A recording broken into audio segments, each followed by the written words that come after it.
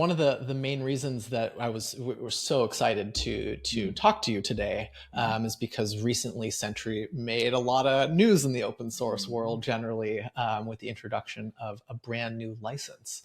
I think Yes. that's kind of the meat and potatoes that we wanted to get into today, and so maybe we can just kick it off with, if you want to just start by just really quick summary for those that don't know about what the FSL is, and then we can dive into more discussion for those that are Okay. more familiar. Sure. So I'll go ahead and bring up on our screen share if we want to bring it in at some point.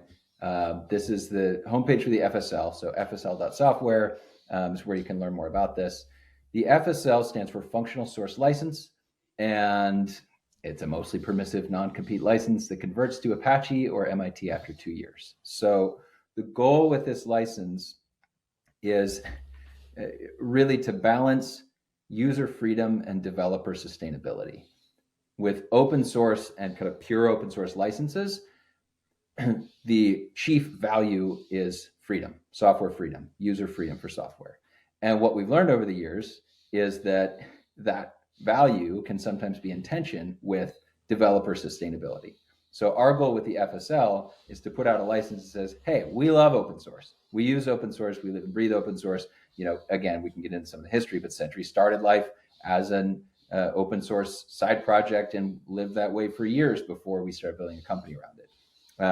So the FSL is kind of our attempt to start to there's been a lot of attempts at this to kind of balance user freedom and developer sustainability.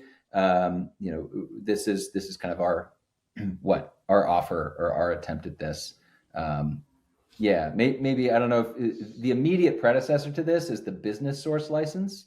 I don't know if that's where you want to go next, but in terms of the FSL, the functional source license, and it's designed to balance user freedom and developer sustainability.